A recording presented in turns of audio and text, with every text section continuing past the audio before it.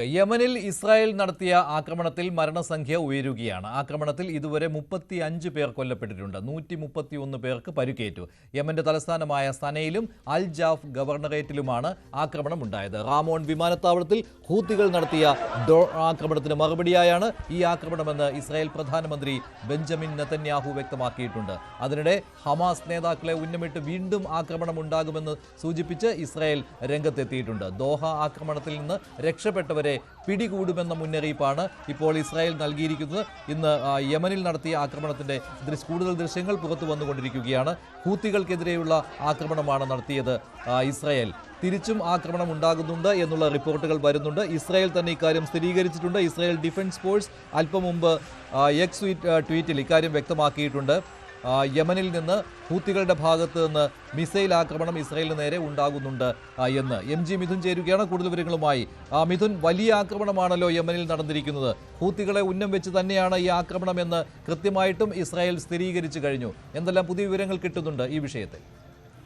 മനുഷ്യ റാമോൺ വിമാനത്താവളത്തിലേക്ക് ഹൂതികൾ നടത്തിയ ആക്രമണത്തിന്റെ അടിസ്ഥാനത്തിലാണ്, അല്ലെങ്കിൽ അതിന്റെ ഒരു പ്രത്യാക്രമണം എന്ന രീതിയാണ് ഒരു തിരിച്ചടി ഇസ്രായേലിന്റെ ഭാഗത്തുനിന്നും ഉണ്ടായിരിക്കുന്നത്. അതിൽ ഏറ്റവും ശ്രദ്ധേയമായിട്ടുള്ള കാര്യം, കഴിഞ്ഞ ദിവസങ്ങളിൽ ഖത്തറിലെ ദോഹയിൽ ഹമാസ് നേതാക്കളെ ലക്ഷ്യം വെച്ചുകൊണ്ടുള്ള ആക്രമണത്തിൽ നാനാകോണിൽ നിന്നും വിമർശനങ്ങൾ ഉയർന്നതിനിടയിലാണ് ഇത്തരത്തിലൊരു ആക്രമണം യമനിനെ ലക്ഷ്യം വെച്ചുകൊണ്ട് ഇസ്രായേൽ നടത്തിയെന്നതും നമ്മൾ ശ്രദ്ധിക്കേണ്ടിയിരിക്കുന്ന ഒരു കാര്യം തന്നെയാണ്. അതായത് തങ്ങളെ ആക്രമിക്കുന്നവരെ ഒരു തരത്തിലും വെറുതെ വിടില്ല എന്ന ഒരു കാര്യം കൂടിയാണ് ഇതിലൂടെ ഇസ്രായേൽ സൂചിപ്പിക്കുന്നത് എന്നുള്ളത് തന്നെയാണ്. കാരണം അതിലൂടെ മറ്റൊരു മുന്നറിയിപ്പ് കൂടി പ്രധാനമായും ഇസ്രായേൽ നൽകുന്നുണ്ട്. അതായത് ഈ ദോഹ ആക്രമണത്തിൽ ഹമാസ് നേതാക്കൾ നിരവധി പേർ കൊല്ലപ്പെട്ടു എന്നുള്ള അവകാശവാദം ഇപ്പോഴും ഇസ്രായേൽ മുന്നോട്ട് വെക്കുന്നുണ്ട്. പക്ഷേ അതിൻ്റെ ദൃശ്യങ്ങളോ അല്ലെങ്കിൽ ചിത്രങ്ങളോ ഒന്നും തന്നെ പുറത്തുവിടാൻ ഇതുവരെയും ഇസ്രായേലിനെ സംബന്ധിച്ച് സാധിച്ചിട്ടില്ല എന്നുള്ളത് മറുവശം നിലനിൽക്കുകയും ചെയ്യുന്നുണ്ട്. അതിലേതെങ്കിലും ആളുകൾ രക്ഷപ്പെട്ടിട്ടുണ്ടോ, അതിലേതെങ്കിലും ഹമാസ് നേതാക്കൾ രക്ഷപ്പെട്ടിട്ടുണ്ടോ, അവരെ പിന്തുടർന്ന് പിടികൂടി കൊലപ്പെടുത്തുമെന്നുള്ളൊരു മുന്നറിയിപ്പ് കൂടി ഈ ഇസ്രായേൽ ഇപ്പോൾ മുന്നോട്ട് വെക്കുകയും ചെയ്യുന്നൊരു പശ്ചാത്തലമുണ്ട്. അതിനിടയിലാണ് യമനിലെ ഈ ഹൂതികൾക്ക് നേരെ അറ്റാക്ക് ഉണ്ടാവുകയും ചെയ്ത് അതിൽ 35-ലധികം പേർ മരിക്കുകയും ചെയ്തിട്ടുണ്ട്. കൂടുതൽ പേർ ഈ കെട്ടിടാവശിഷ്ടങ്ങളിൽ കുടുങ്ങിക്കിടക്കുന്നതായിട്ടുള്ള റിപ്പോർട്ടുകളും പുറത്തു വരുന്നുണ്ട്. ഏകദേശം 130-ലധികം പേർക്ക് പരിക്കേറ്റ ഒരു സ്ഥിതിവിശേഷമുണ്ട്. ഇതിൽ ഭൂരിഭാഗം പേരുടെയും സ്ഥിതി അതീവ ഗുരുതരമായി തുടരുന്ന ഒരു സാഹചര്യമാണുള്ളത്. ഇനിയും അറ്റാക്ക് നടക്കാനുള്ള സാധ്യതയും വെച്ചു പുലർത്തിയിരുന്നു. അതിനിടയിലാണ് ഹൂതികളുടെ അറ്റാക്ക് വീണ്ടും ഇപ്പോൾ ഇസ്രായേലിന് നേരെ ഉണ്ടായിക്കൊണ്ടിരിക്കുന്നത്. മിസൈൽ ആക്രമണം അത് ഇസ്രായേലിന്റെ വ്യോമപ്രതിരോധ സംവിധാനമായ അയൺ ഡോമിന് അത് പൂർണ്ണമായും പ്രതിരോധിക്കാൻ സാധിക്കുകയും ചെയ്യുന്നുണ്ട് എന്നുള്ളതാണ്. എന്തായാലും സ്വാഭാവികമായി ഇത്തരത്തിലൊരു പ്രത്യാക്രമണം ഇത്തരത്തിൽ ഹൂതികളുടെ ഭാഗത്തുനിന്നും ഉണ്ടാകുമെന്ന് നേരത്തെ തന്നെ മുൻകൂട്ടി കാണുകയും ചെയ്തതാണ്. അതിന്റെ അടിസ്ഥാനത്തിൽ അതിനുവേണ്ടിയുള്ള എല്ലാ സജ്ജീകരണങ്ങളും ഇസ്രായേലിന്റെ ഭാഗത്തുനിന്ന് ഉണ്ടാവുകയും ചെയ്തിട്ടുണ്ട്. മറ്റൊരു പ്രധാനപ്പെട്ട കാര്യം, ഇങ്ങനെ ഈ ആക്രമണങ്ങൾ നടക്കുമ്പോൾ GCC അടക്കമുള്ള അറബ് രാഷ്ട്രങ്ങളടക്കം ഈ ഇസ്രായേലിനെതിരെ രംഗത്ത് വരുമ്പോൾ പോലും തന്നെ ഇക്കാര്യത്തിൽ എന്ത് നിലപാട് അമേരിക്ക സ്വീകരിക്കുമെന്നുള്ളതാണ് നമുക്കിനി കണ്ടറിയേണ്ടിയിരിക്കുന്നത്. പക്ഷേ ഈ ദോഹ അറ്റാക്കിൽ അമേരിക്കൻ പ്രസിഡന്റ് ഡൊണാൾഡ് ട്രംപിന് ഇസ്രായേലിനെതിരെ കടുത്ത വിമർശനം നടത്തുന്നുണ്ട്. അതായത് തള്ളുകയോ അല്ലെങ്കിൽ കൊള്ളുകയോ ചെയ്യുന്നില്ല എങ്കിൽ പോലും തന്നെ ആ ഒരു തീരുമാനത്തെ അമേരിക്കൻ പ്രസിഡന്റ് തള്ളുന്നുണ്ട് എന്ന് നമുക്ക് കരുതേണ്ടിയിരിക്കുന്നു. അതേസമയത്ത് തന്നെ ദോഹയിൽ ഇനി അവശേഷിക്കുന്ന ഹമാസ് നേതാക്കളെ അവരെയും ഉന്മൂലനം ചെയ്യും എന്ന രീതിയിലുള്ള പ്രതികരണം ഇസ്രായേലിന്റെ ഭാഗത്ത് നിന്ന് കിട്ടുന്നുണ്ടല്ലോ. അപ്പോൾ ഇനിയും ആക്രമണം ഉണ്ടാകും എന്നുള്ള മുന്നറിയിപ്പല്ലേ ഇപ്പോൾ ഇസ്രായേൽ നടത്തിക്കൊണ്ടിരിക്കുന്നത്? ഹമാസ് നേതാക്കൾ എവിടെയൊക്കെയാണോ അവിടെ കൃത്യമായിട്ട് ആക്രമണം നടത്തി അവരെ വധിക്കുമെന്നുള്ള വ്യക്തമായ സൂചന നൽകി കഴിഞ്ഞിട്ടുണ്ടല്ലോ. തീർച്ചയായും അങ്ങനെ തന്നെയാണ്. അതായത് ഇന്നലെ US നടന്ന ഒരു സ്വകാര്യ ചടങ്ങിൽ ഇസ്രായേലിന്റെ US അംബാസഡറാണ് ഇത് സംബന്ധിച്ചുള്ള മുന്നറിയിപ്പ് നൽകിയിരിക്കുന്നത്. കാരണം അവിടെ ആക്രമണം ഞങ്ങൾ ലക്ഷ്യം കണ്ടു, പക്ഷേ അതിൽ ചിലർ രക്ഷപ്പെട്ടതായിട്ടുള്ള വിവരങ്ങളുണ്ട്.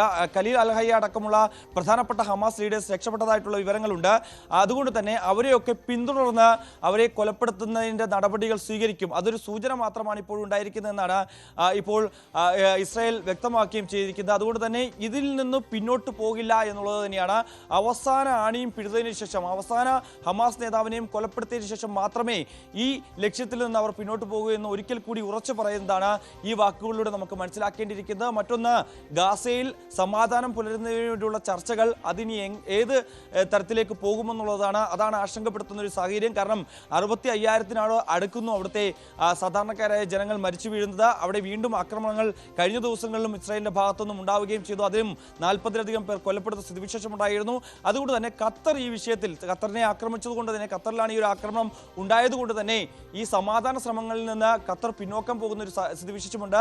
അമേരിക്കൻ പ്രസിഡന്റ് ഖത്തർ അമീറുമായി സംസാരിച്ചപ്പോൾ ഇതിൽ നിന്ന് പിന്നോട്ട് പോകരുത്, മധ്യസ്ഥ ചർച്ചകൾക്ക് ചുക്കാൻ പിടിക്കാൻ ഖത്തർ ഇപ്പോഴും ഇനിയും ഉണ്ടാകണം, ആ ആവശ്യത്തിൽ ഉറച്ചു നിൽക്കണമെന്നുള്ള ഒരു അഭ്യർത്ഥന അമേരിക്കൻ പ്രസിഡന്റ് ഭാഗത്തുനിന്നും ഉണ്ടായിരുന്നു. പക്ഷേ ഖത്തർ ഇക്കാര്യത്തിൽ എന്ത് നിലപാട് സ്വീകരിക്കുമെന്നുള്ളതാണ് ഇനി കണ്ടറിയേണ്ടിയിരിക്കുന്നത്. എന്തായാലും ഗാസയിലെ സമാധാനം പുലരുന്ന വേണ്ടിയുള്ള ചർച്ചകൾ അത് വഴിമുട്ടി എന്ന ഒരു സാഹചര്യം മറ്റൊരു വശത്ത് നിൽക്കുന്നു. മറ്റൊന്ന്, ഹമാസിനെ ലക്ഷ്യം വെച്ചുകൊണ്ടുള്ള ആക്രമണം അതൊരു തരത്തിലും പിന്നോട്ട് പോകില്ല ഇസ്രായേൽ എന്ന് അവർ പറഞ്ഞു വെക്കുകയും ചെയ്യുന്നു. മറ്റൊന്ന്, ഹൂതികളെയും ഹിസ്ബുള്ളയെയും അടക്കമുള്ള ഈ സംഘടനകളെയൊക്കെ ഉന്മൂലനം ചെയ്യുന്നതിന് വേണ്ടിയുള്ള നടപടികൾ ഇനിയും ഉണ്ടാകും. അതിനുവേണ്ടിയുള്ള ഒരു സൂചന മാത്രമായാണ് ഈ ആക്രമണം എന്ന് തന്നെയാണ് ഇസ്രായേൽ പറഞ്ഞു വെക്കുന്നത്. ശരിയാണ്. എന്തായാലും ഖത്തറിന്റെ തലസ്ഥാനമായ ദോഹയിൽ കഴിഞ്ഞ ദിവസം ഹമാസിനെതിരെ നടത്തിയ ആക്രമണത്തിന് തൊട്ടടുത്ത ദിവസം തന്നെയാണ് യമനിൽ ഹൂത്തികൾക്ക് നേരെ ഇസ്രായേൽ ആക്രമണം നടത്തുകയും 35 പേരാണ് ഇപ്പോൾ കൊല്ലപ്പെട്ടിരിക്കുന്നത്.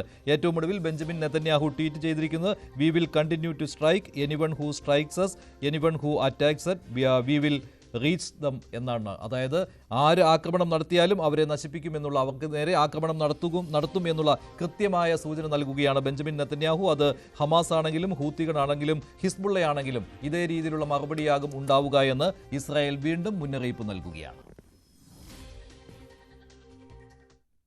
മറ്റു വാർത്തയിലേക്ക്. അമേരിക്കയിൽ ഡൊണാൾഡ് ട്രംപിന്റെ അടുത്ത സുഹൃത്തും പ്രമുഖ സോഷ്യൽ മീഡിയ ഇൻഫ്ലുവൻസറുമായ ചാർലി കിർക്ക് കൊല്ലപ്പെട്ടു. ഉട്ടാവാലി യൂണിവേഴ്സിറ്റിയിലെ പരിപാടിയിൽ പങ്കെടുക്കുന്നതിനിടെ വെടിയേൽക്കുകയായിരുന്നു. ചാർലി പരിപാടിയിൽ പങ്കെടുക്കുന്നതിന്റെയും കൊലപാതകം കണ്ട് കാണികൾ ഓടി രക്ഷപ്പെടുന്നതിന്റെയും ദൃശ്യങ്ങൾ പുറത്തു വന്നിട്ടുണ്ട്.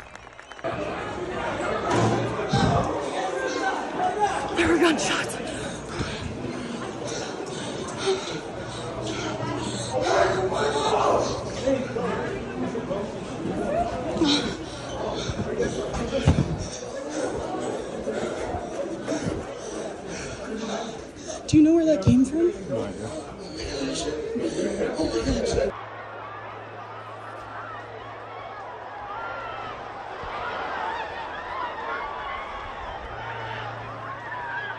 You guys okay? Okay, love you. Be safe.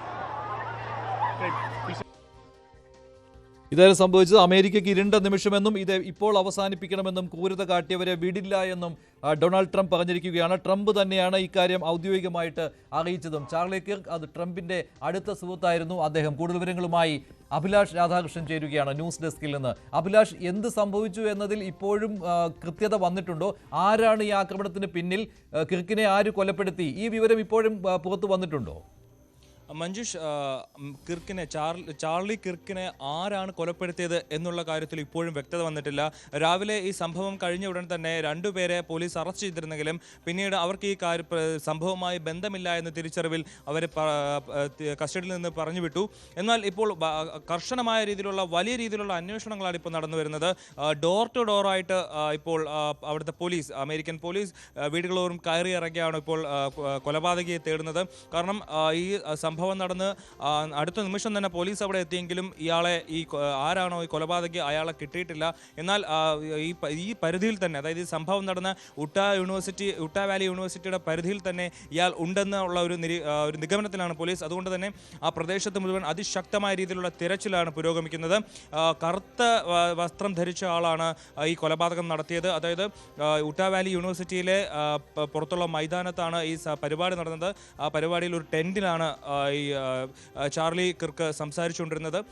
ഇതിനിടയിൽ 200 ഫീറ്റ് മുകളിൽ നിന്നാണ് വെടിയേറ്റത്. അദ്ദേഹത്തിൻ്റെ കഴുത്തിലാണ് വെടിയേറ്റത്. വെടികൊണ്ട ഉടൻ തന്നെ അദ്ദേഹം ബോധരഹിതനായി വീഴുകയായിരുന്നു.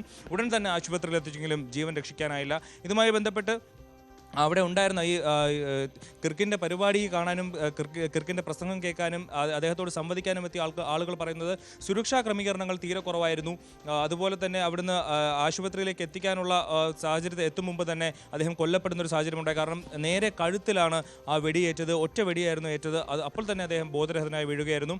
എന്തായാലും സംഭവത്തിൽ American president Donald Trump, vice president JD Vance, അതുപോലെ പ്രമുഖരായിട്ടുള്ള അമേരിക്കയിലെ അഭിനേതാക്കളടക്കം രംഗത്തെത്തി. ഇത്തരത്തിൽ വലിയ രീതിയിൽ അവർ പറയുന്നത് ഒരിക്കലും അമേരിക്കക്കാരെ കൊല്ലുന്ന ഒരു പരിപാടി നിർത്തണം, ഇത്തരത്തിലുള്ള തീവ്രപരമായിട്ടുള്ള നിലപാടുകളിൽ നിന്ന് ആളുകൾ പിന്മാറണം, ഇത്തരത്തിലൊരു സംഭവം ഇനി ഉണ്ടാവരുത് എന്നുള്ള തരത്തിലൊക്കെ വലിയ രീതിയിലുള്ള പ്രതികരണങ്ങൾ ഉണ്ടാകുന്നു.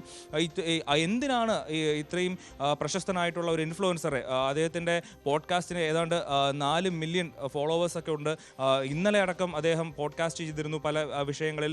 അദ്ദേഹത്തിൻ്റെ വലതുപക്ഷ നിലപാടുകളോട് വിയോജിപ്പുള്ള ഒരുപാട് പേർ അതിന് താഴെ കമൻറ്റ് ചെയ്യുന്നുണ്ട്. പക്ഷേ ഇന്ന് അദ്ദേഹത്തിൻ്റെ വീഡിയോയ്ക്ക് താഴെ ആളുകൾ വന്ന് കമൻറ്റ് ചെയ്യുന്നത് താങ്കളുടെ നിലപാടുകളോട് വലിയ രീതിയിലുള്ള വിയോജിപ്പുണ്ട്, പക്ഷേ ഇത്തരത്തിൽ കൊല്ലപ്പെടേണ്ട ഒരാളായിരുന്നില്ല താങ്കൾ.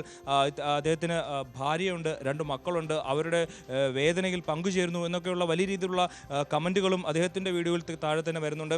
ഇദ്ദേഹത്തിൻ്റെ വീഡിയോസ് കാണാനും അതുപോലെ തന്നെ ഇദ്ദേഹത്തിൻ്റെ പ്രസംഗം കേൾക്കാനും നിരവധി ആളുകളാണ് അമേരിക്കയിൽ പല പരിപാടികളായി എത്തുന്നത്. അതുപോലെ തന്നെ ഇദ്ദേഹം ഒരു കൺസർവേറ്റീവ് പാർട്ടിയുടെ അനുയായി ആണെങ്കിൽ പോലും അമേരിക്കൻ പ്രസിഡന്റ് ഡൊണാൾഡ് ട്രംപുമായിട്ട് വളരെയധികം അടുപ്പം സൂക്ഷിക്കുന്ന ഒരു വ്യക്തിയാണ് ഈ ചാർലി കിർക്ക്. അദ്ദേഹത്തിന് എപ്പോൾ വേണമെങ്കിലും ഡൊണാൾഡ് ട്രംപിനെ പോയി കാണാനും അദ്ദേഹത്തോട് സംസാരിക്കാനും തക്ക സൗഹൃദമുള്ള ഒരാളായിരുന്നു. അതുപോലെ അമേരിക്കൻ പ്രസിഡന്റ് ഇലക്ഷൻ നടക്കുന്ന സമയത്ത് ട്രംപിന് വോട്ട് ചെയ്യണമെന്ന് അദ്ദേഹം യുവാക്കളോട് ആവശ്യപ്പെട്ടിരുന്നു. വലിയ രീതിയിലുള്ള യുവാക്കൾക്കിടയിൽ ഒരു ഇൻഫ്ലുവൻസ് ഉള്ള ഒരു വ്യക്തി കൂടിയായിരുന്നു കിർക്ക് എന്ന് പറയുന്ന ചാർലി കിർക്ക്. 31 വയസ്സ് മാത്രമേ അദ്ദേഹത്തിന് പ്രായമുണ്ടായിരുന്നുള്ളൂ. ഈ ഒരു സാഹചര്യത്തിലാണ് ഇപ്പോൾ അദ്ദേഹത്തിന് വെടിയേറ്റിരിക്കുന്നത്. എന്തായാലും കൊലപാതകത്തിന് പിന്നിൽ ആരാണ് എന്നുള്ള കാര്യത്തിൽ വ്യക്തത വന്നിട്ടില്ല. ശരി അഭിലാഷ്, എന്തായാലും വിശദമായ രീതിയിലുള്ള ഒരു കുറിപ്പ് തന്നെയാണ് ഡൊണാൾഡ് ട്രംപ് പുറത്തിറക്കിയിരിക്കുന്നത്. അതിൽ രാജ്യസ്നേഹിയായിരുന്നു ചാർലി കിർക്കെന്നും ചാർലി കിർക്കിന് കൊലപാതകത്തിന് പിന്നിൽ പ്രവർത്തിച്ചവരെ ഉടൻ കണ്ടെത്തുമെന്നും ഡൊണാൾഡ് ട്രംപ് പറഞ്ഞിരിക്കുകയാണ്. അതേപോലെ തന്നെ തീവ്ര ഇടതുപക്ഷക്കാർ കിർക്കിൻ്റെ വിമർശകരായിരുന്നു, അവരാണ് രാജ്യത്ത് ഭീകരവാദം വളർത്തുവാൻ കൂട്ടുനിന്നത്, അവരെ കണ്ടുപിടിക്കും എന്നും ട്രംപ് പറഞ്ഞിട്ടുണ്ട്. ചാർലി കിർക്കിൻ്റെ കൊലപാതകം രാജ്യത്തെ ഞെട്ടിച്ചിരിക്കുകയാണെന്നും ഡൊണാൾഡ് ട്രംപ് വ്യക്തമാക്കിയിട്ടുണ്ട്.